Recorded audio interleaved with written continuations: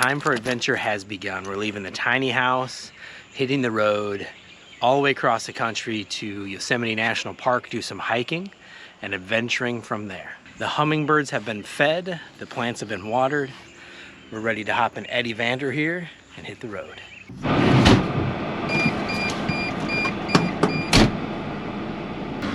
99 today.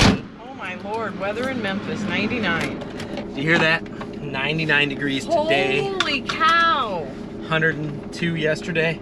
Oh. So this is kind of a destination trip to get over to Yosemite, as I like to say, Yosemite. But when you're traveling in 100 plus with a van with no air conditioning, you crash at a cheap hotel. Yes. It was pretty good too, surprisingly. We got it for cheap because it was a last minute thing, and it had a nice free breakfast. Yeah, the breakfast was really good actually. Yeah. And we are gonna continue our little road trip.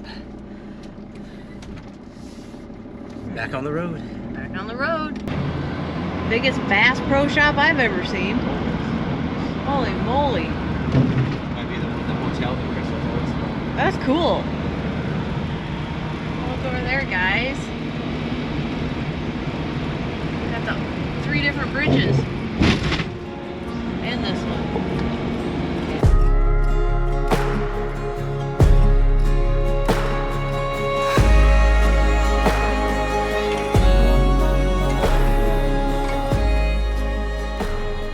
Midwest has a lot of different things to offer. Some weird grocery stores called Hy-Vee, which is fantastic.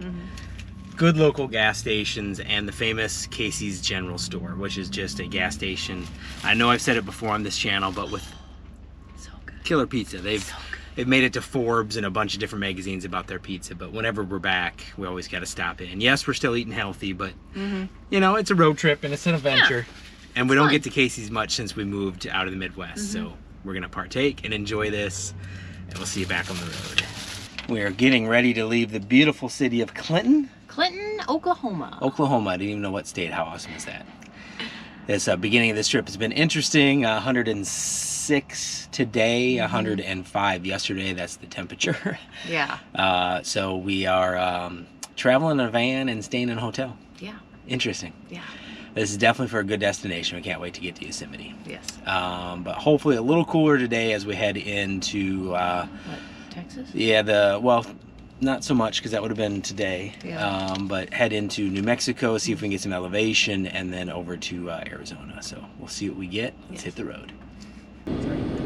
Yeah, so we're currently been cruising on and off old Route 66, the famous 66, to get some gas.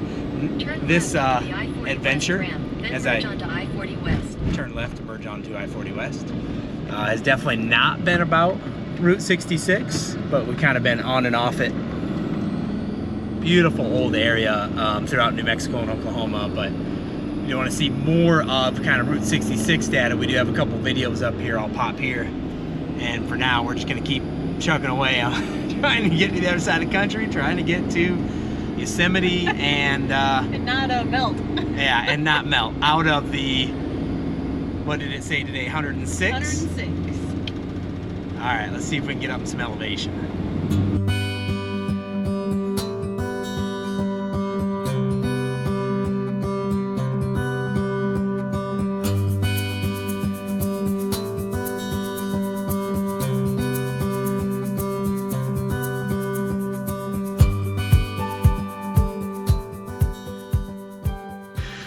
Here we are. It is about 1,000,000 degrees outside. There's a humongous heat wave covering half of this country right now. It's 106 today. So instead of sitting in the van, we are going to check out a hotel.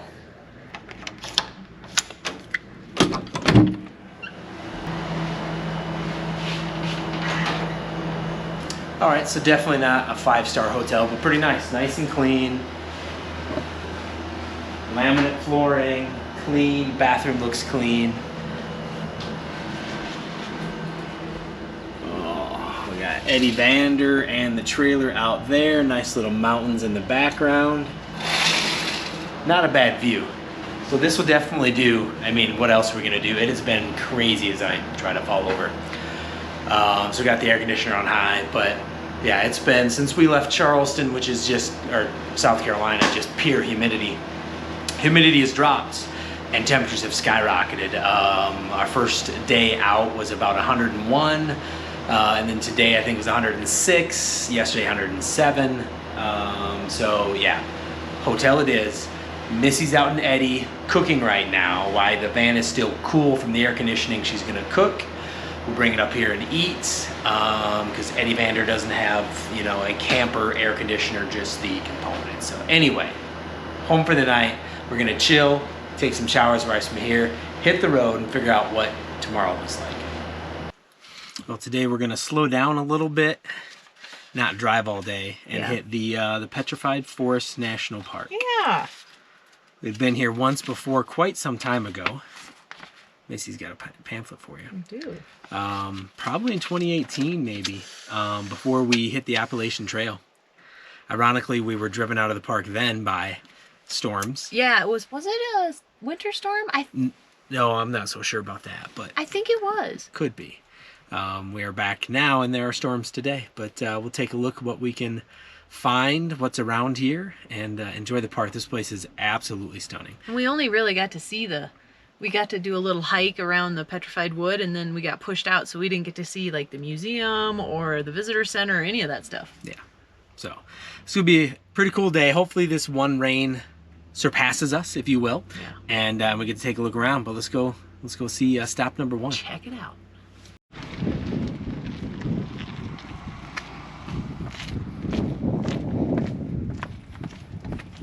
Don't have bad steps, huh? This is super awesome, guys. This is the Painted Forest, or the Painted Desert. Let me try that again, the Painted Desert. Little bit of it here. It actually goes for over 7,500 square miles. The different colors that you see throughout, if it comes through, are different sediment layers dating back over 200 million years ago. Probably got some hematite. Hematite. That's what gives it red. Red hematite. I knew that. Sure. Absolutely stunning. You can see kind of our weather dilemma right beside us. Stunning colors. As we like to say in Minnesota, that's wicked cool. Oh man, we're gonna get doused with some heavy rain. Hopefully it isn't too bad.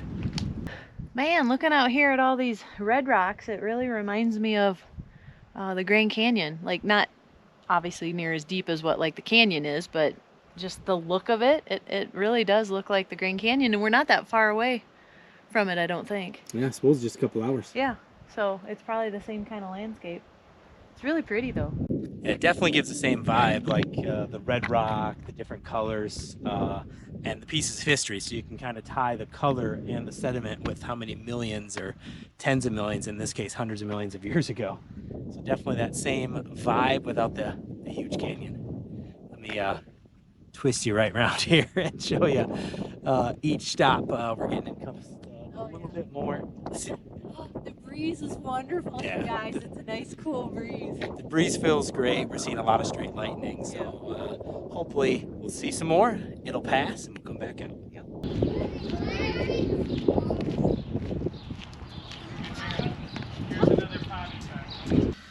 So we're here at the Painted Desert Inn in Petrified Forest National Park. Very cool thing we just found out is the Route 66 goes directly through this area, and the Petrified Forest and Painted Desert National Parks, yeah, that's what I'm going with, are the only national park in the nation that maintain and support Route 66. Mm-hmm. The Painted Desert Inn here was I think built in the early 20s, and it was a natural stopping point, easy for me to say, might be coffee time, of Route Always coffee time. of Route 66. So travelers would stop in here, place to eat, drink, and they possibly could stay the night. Yeah. Really cool little history here. Yeah. The Painted Desert Inn is a storied Pueblo revival-style adobe inn. The inn has a rich history, dating back to the 1920s when it was first built as a roadside hotel. In 1935, the National Park Service purchased the inn and had it renovated in the Pueblo revival style. The inn reopened in 1940 and served as a popular stop for tourists along Route 66. In the 1960s, the inn closed and fell into disrepair. However, in the 1980s, the inn was restored and reopened as a museum and bookstore. So that was the kitchen of the Painted Desert Inn that was serving Route 66 travelers since into the 20s, 30s. Have to find out when it stopped. Here we have some beautiful murals by local artisans when they redid the place, I think in the 60s. Put yourself in the mind in the 1920s of somebody touring the United States on Route 66. And then you get a place like this view. This must have been an unbelievable stop. It is now. Think about back then. Let me show you around.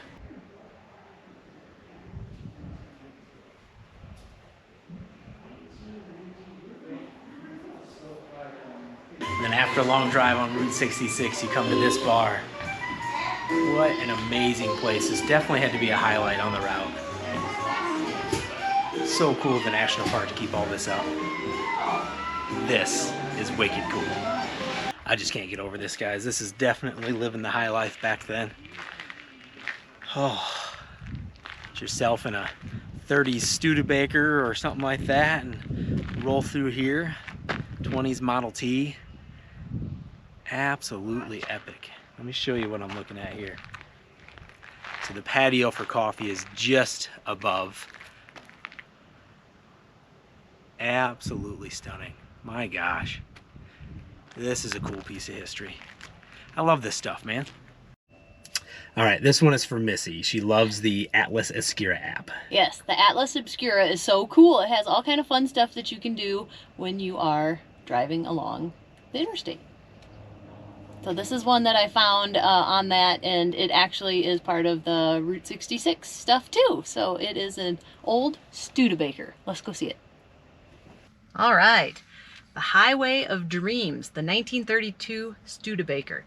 This rusted car, found in Petrified Forest National Park's Route 66 exhibit, may be the most photographed abandoned car in the country. It is located around the Holbrook, Arizona area.